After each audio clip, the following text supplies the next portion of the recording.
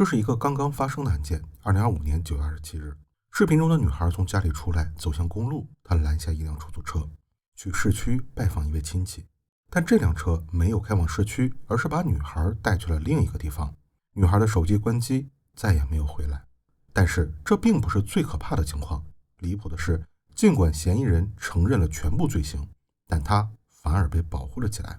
今天为你带来女孩穆卡索娃的故事。在新疆的北方有一个美丽的湖泊，被称为伊塞克湖。中国史书中记载，这里也叫热海，因为它地处寒带，湖面却终年不结冰。吉尔吉斯坦人就生活在伊塞克湖的周围。埃苏鲁穆卡索娃就是一位吉尔吉斯坦姑娘，生活在伊塞克湖旁边的村庄巴尔斯罕。她在村里的学校读书，梦想是进内务部，成为一名检察官，惩罚罪恶。然而谁能想到，她却成了一场凶案的受害者。2025年9月27日，这天的天气晴朗，又是周末，穆卡索娃决定去附近的城市卡拉科尔拜访一位亲人。经过母亲的同意，她于中午12点45分左右出发了。前往市区的公路沿着伊尔塞克湖展开，美丽的湖景将尽收眼底。这本该是一次愉快的旅程。穆卡索娃在公路上拦下了一辆灰色的本田轿车。按照当地的习惯，这里并没有专职的出租车，不过会有兼职的私家车接送沿途的旅客。穆卡索娃就上了这样一辆车。起初这辆车的确沿着湖岸的公路向东方行驶，可是在路程一半的时候，司机将车开下了公路，穿过了珍妮什村，来到了南部的一个苹果园里。在这里他折磨了穆卡索娃，然后将车开向了完全相反的方向，离开了伊塞克湖沿岸，驶进了布姆峡谷。几个小时以后，穆卡索娃的妈妈接到了一个电话，正是亲戚打来的。他说穆卡索娃没有到他那里去，而且他的手机也关机了。于是妈妈和亲戚开始寻找女儿，最后确认女儿失踪了。他们马上赶往警局报警。此时穆卡索娃还活着，只是不清楚她在哪里。警方根据村口加油站的监控，马上找到了穆卡索娃乘坐的车辆。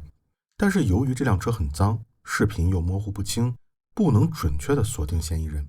2天以后，有人在布鲁峡谷的河滩上发现了一具可疑的女孩遗体，这里距离女孩的家大概有200公里车程。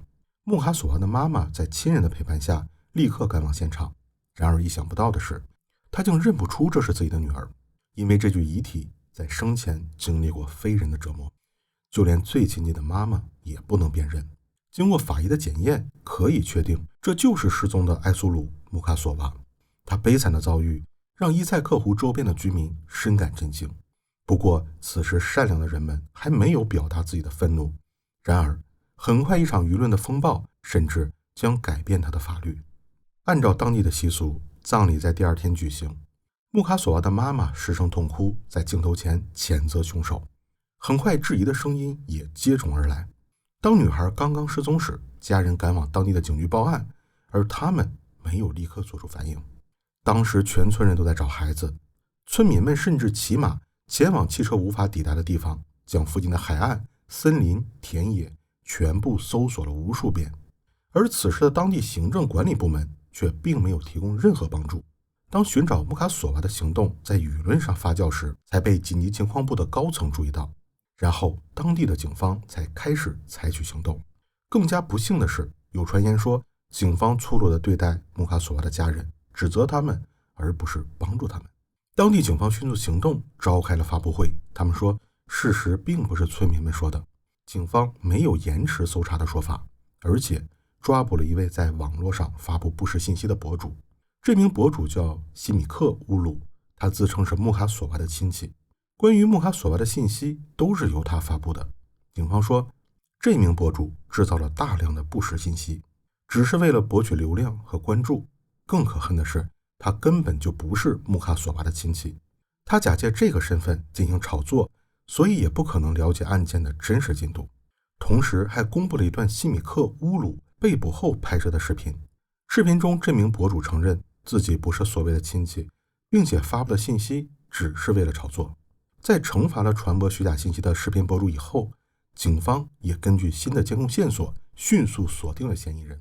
嫌疑人并没有躲进吉尔吉斯坦的山区里，那里难以搜索，也没有监控摄像。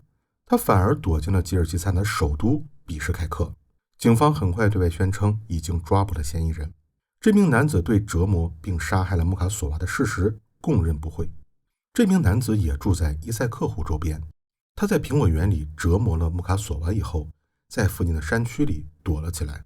为了躲避搜索，他将自己的车重新洗过，又将穆卡索娃的手机卡销毁。他猜测穆卡索娃的家人会沿伊塞克湖向东搜索，于是他又开车向西行驶，想要逃出湖区。而此时的穆卡索娃还活着，如果被这个女孩逃走，这名男子不但要遭到报复，甚至他整个家族都会受到牵连。因为中亚地区一直都有报血仇的传统，于是他一不做二不休，决定要杀死穆卡索娃。路上他经过了一处水源地，位于卡伊塞村东侧3公里的地方。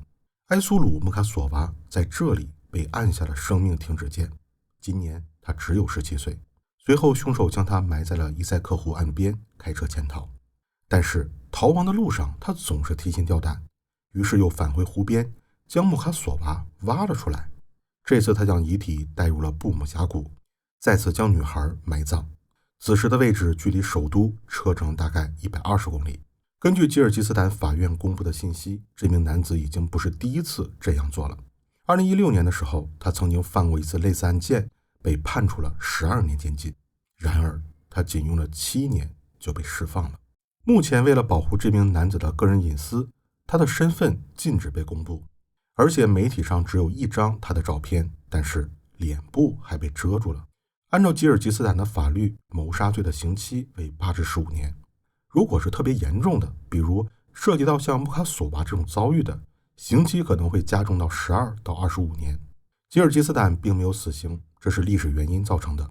吉尔吉斯坦曾经是苏联的加盟共和国，在苏联解体后，所有的成员国都加入了独联体组织，其中很多组织成员希望加入欧盟，所以按照西方的标准废除了死刑，包括俄罗斯，也包括吉尔吉斯坦。虽然它是一个中亚国家，但也跟随了当时的形势。在穆卡索娃案件中，人们担心这名凶手曾经犯过类似的案件，虽然被判处了12年，但是仅仅7年就又出来了。如果他被判处极刑，或者仅仅是不提前释放，那么穆卡索娃就不会死。这一次他又发生了类似的情况，那下一个被伤害的女孩会是谁家的女儿呢？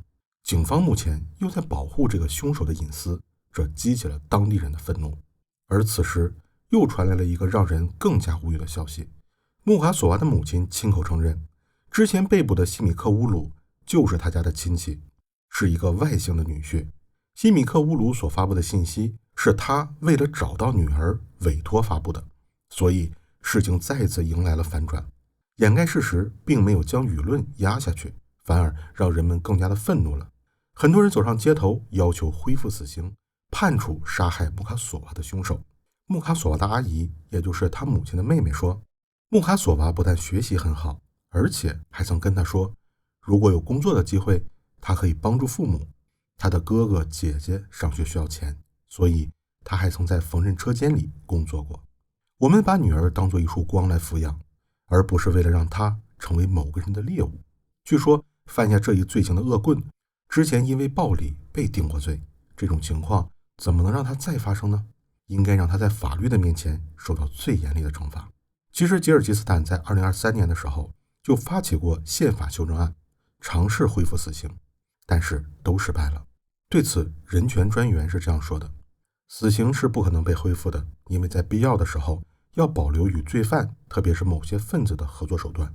不过现在本案的调查进度已经由吉尔吉斯坦的总统亲自指挥，他的新闻处秘书也明确表示要准备提出修正案，特别是对女性和儿童的犯罪要恢复死刑。